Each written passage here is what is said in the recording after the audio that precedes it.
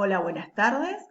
Bueno, en la clase de hoy entonces vamos a tratar el tema recursos y ocupación del territorio, siempre aplicados a América, especialmente a América Latina, para complementar la lectura que ustedes están haciendo sobre el texto de Galeano, esos dos capítulos, aunque pueden leer todo el texto, desde ya sería más que bienvenido, ¿sí? Si uno analiza la explotación de los recursos naturales, que un poco a estas cuestiones hace alusión Galeano, tiene que remontarse entonces a la etapa de la colonización española y portuguesa. Entonces vamos a diferenciar una primera etapa, si ustedes recuerdan, en ese momento, estamos hablando de los siglos XV, XVI, XVII, XVIII, ¿sí? Casi XIX, porque después, a fines de mediados del siglo XIX, se va a producir un gran cambio, inclusive en la economía mundial, que va a requerir otro tipo de productos. Pero bueno, en estos siglos, en el XVI, XVII, XVIII fundamentalmente, los elementos de la naturaleza más requeridos tenían que ver, por un lado, con los minerales. Entonces, en la medida que se requieren, ya se van a transformar en un recurso natural. Los lugares donde había yacimientos y que fueron explotados tanto por los españoles como los portugueses, según el caso, son Zacatecas, en México, ¿sí? Donde había una mina de plata realmente muy importante, Potosí, en Bolivia, que aún hoy el cerro de Potosí es importante, se calcula que en 20 años ya se va a acabar la cantidad de mineral que tiene, de plata, así que ustedes piensen desde el siglo XVI la cantidad de mineral que poseía originariamente. Ya dicen que es un queso gruyère el Potosí, de la manera en que han sacado toda esa cantidad de mineral a lo largo de los siglos, diría yo. Y Minas Gerais, en Ouro Preto, que está en el sur de Brasil, a ver si la flechita me acompaña, está en esta zona, ¿sí? Que se va a incorporar más tarde, también por el oro, plata y otros minerales en esa zona. Por otra parte, los cultivos.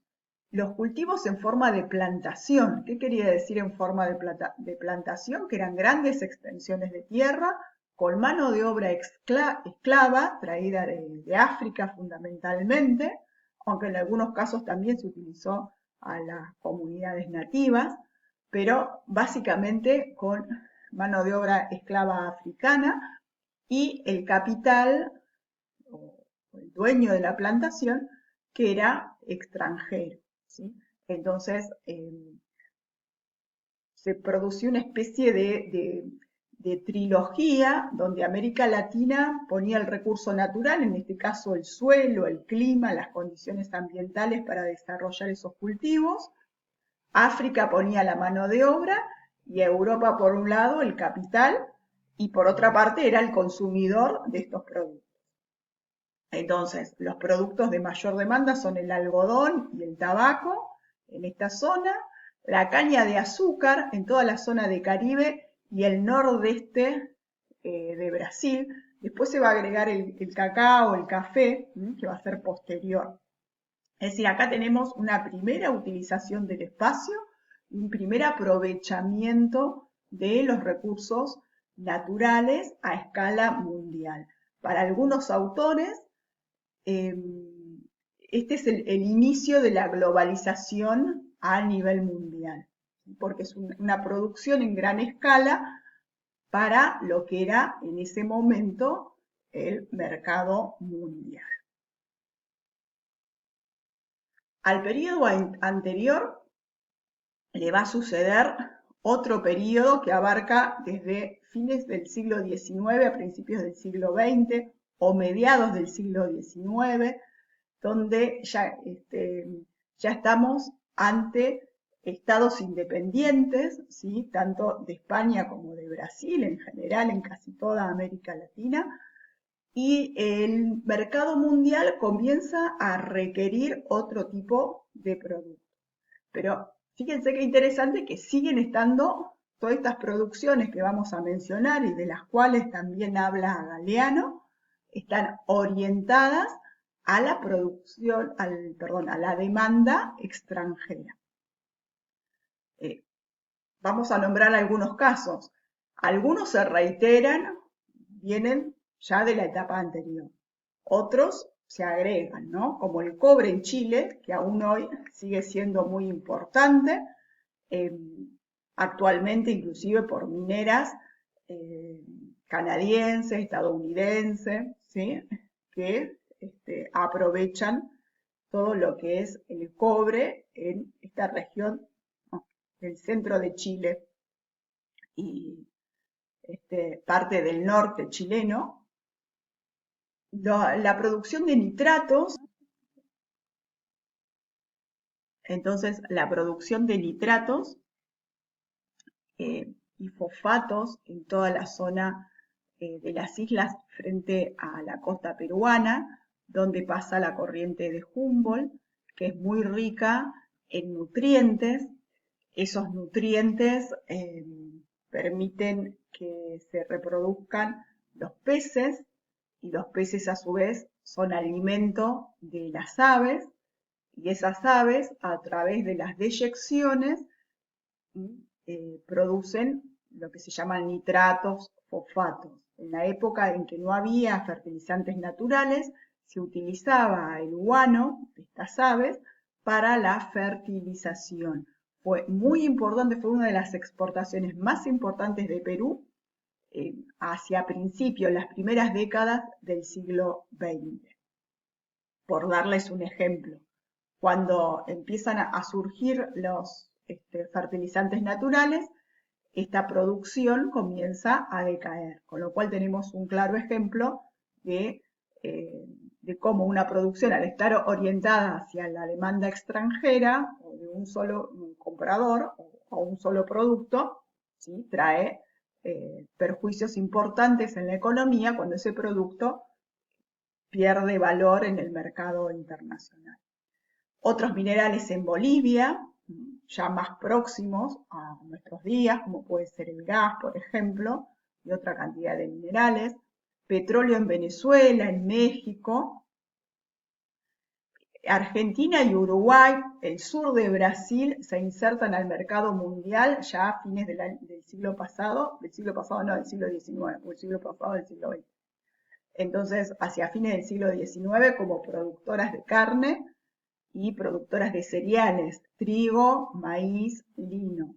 Actualmente la soja cada vez va ocupando un papel más importante, pero el modelo agroexportador sigue siendo el mismo, tanto para nuestro país, para Uruguay, para Brasil, ¿sí? Para Paraguay, que están deforestando para orientar esas tierras a la producción de soja.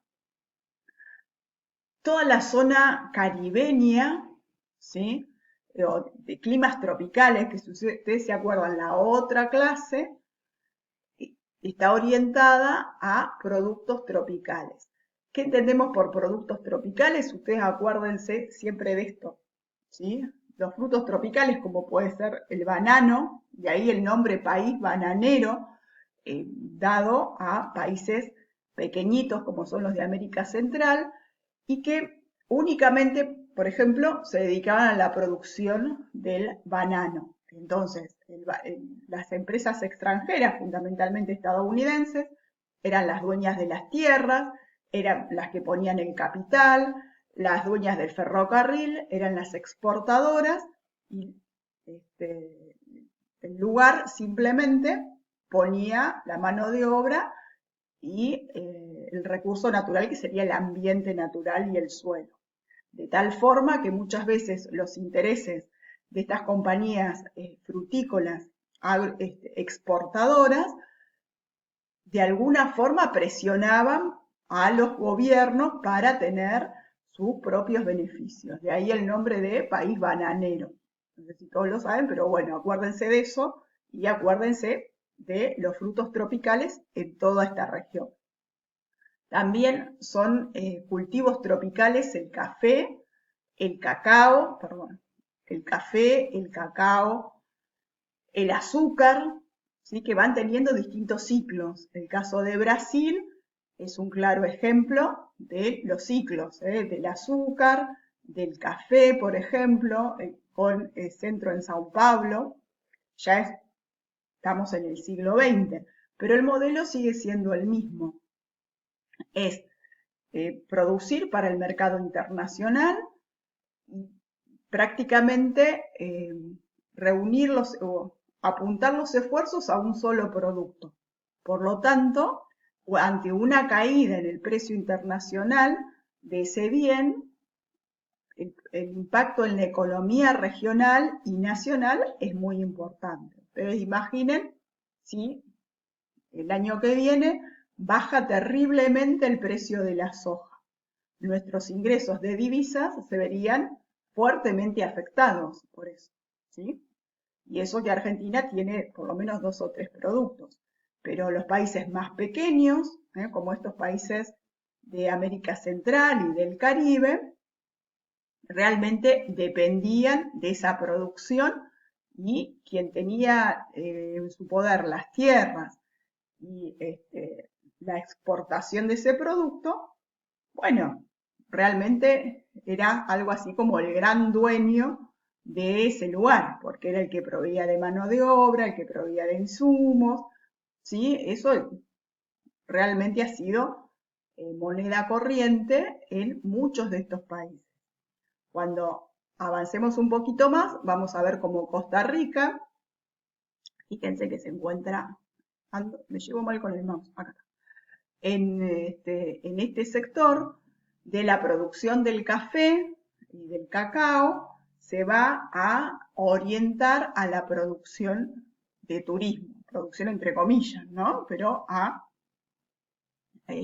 insertarse en el mercado turístico a través del ecoturismo, que a mí me parece una decisión muy inteligente porque implica una mayor diversificación de la economía.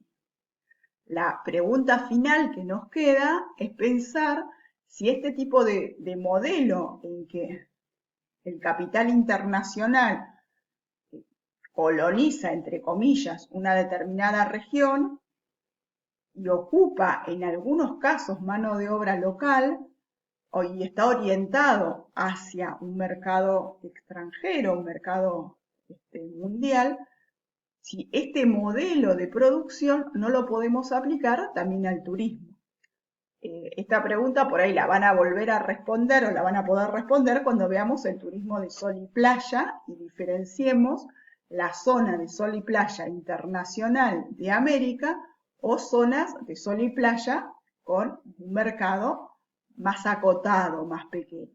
¿Sí? Estaría bueno ver esa comparación y acordarnos de esto. La idea es tener en mente el mapa de América y ver qué produce cada región. Estados Unidos, ¿sí? Que por ahí no lo mencionamos, no lo mencioné porque no lo menciona Galeano y la idea de hoy es complementar el texto de Galeano. Ustedes en toda esta llanura central, como decíamos en la otra clase, la anterior al Zoom, va a ser la zona de los cultivos, ¿sí? Del trigo, del maíz, de la soja, y la zona de Canadá, también la zona de cultivos es esta zona que está próxima a los grandes lagos. En el resto, en la zona sur, también hay explotación de bosques y toda la zona del Yukón, oro, ¿sí? A partir del siglo XX se empieza a descubrir oro en esta zona, que eso es lo que incentiva la ocupación del oeste, tanto de Estados Unidos como de Canadá. Entonces, fíjense cómo hay distintos ejemplos de cómo una producción o un recurso natural lleva a la determinada ocupación de ese territorio. Esto nos permite comprender también la situación actual.